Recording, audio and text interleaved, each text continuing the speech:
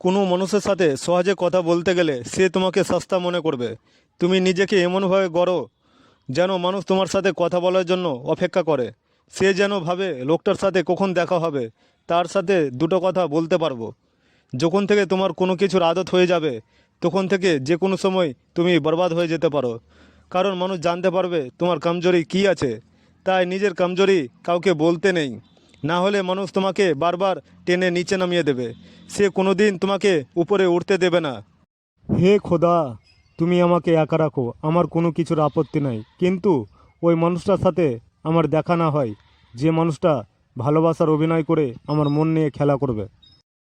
গলতি, ভুল আর ঠোকর মানুষকে অনেক কিছু শিখিয়ে দেয়। কেননা তুমি যদি কোনো কিছুর ভুল না করো, তাহলে তুমি কোনো কিছু শিখতে পারবে না। তুমি যদি ধোঁকা না খাও, তাহলে উঠে দাঁড়াতেও পারবেন না। তুমি যদি ভুল করো, ধোঁকা খাও, তাহলে আফসোস করার কোনো দরকার নাই। কারণ তুমি জিততে না পারো, কিছু শিখতে তো পারবা।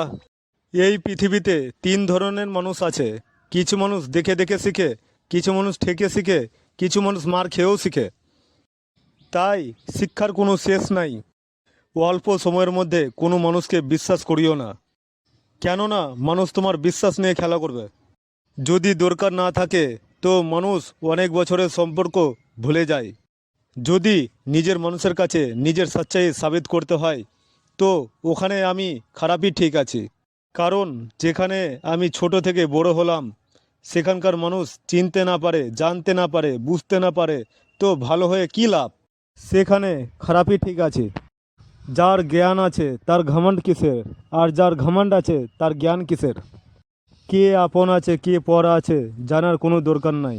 যখন তোমার খারাপ সময় আসবে, তখন যে তোমার পাশে থেকে বলবে, ভাই চিন্তা করিস না, আমি আছি তো, সব কিছু ঠিক হয়ে যাবে, তখন তুমি নিজেই বুঝতে পারবা কে তোমার আপন কে তোমার পর। এখন তো সব নিজের মানুষই ধোঁকা দিচ্ছে।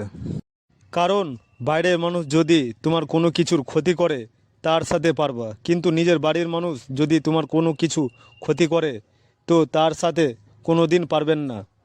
তাই কবি বলেছে, এখন দুশ্মনের কোনো দরকার পড়ে না, সবচেয়ে বড় দুশ্মন নিজের বাড়ির মানুষ।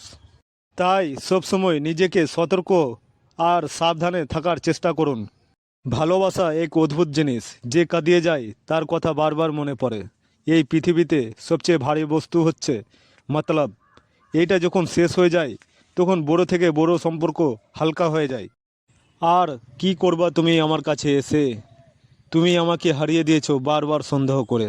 কারণ যে সম্পর্কে সন্দেহ জিনিসটা চলে আসবে, সে সম্পর্ক বেশি দিন টিকিয়ে রাখা যায় না, যে কোনো সময় ভেঙে যেতে পারে, এর কোনো গ্যারেন্টি নাই। যাকে আমি সব থেকে বেশি ভালোবাসি, সে মানুষটা বেশি ফায়দা উঠায়, কেননা সে জানে আমার কমজোরি কী আছে। এতটা চালাক হও কি কেউকে মাফ করতে পারো, আর এতটা বোকা হয়েও না যে তোমাকে ধোকা দেয় তাকে দ্বিতীয়বার বিশ্বাস করো। যদি কেউ তোমাকে বুঝতে না পারে, তাকে বোঝানোর কী দরকার? যদি কেউ মানতে না চায়, তাহলে তাকে মানানোর কী দরকার? যদি কোনো রিস্তাতে এক উপরের উপর বিশ্বাস না থাকে, তাহলে ওই রিস্তা জবরদস্তি টিকে রাখার দরকার কী? জিত কার জন্য, হার কার জন্য?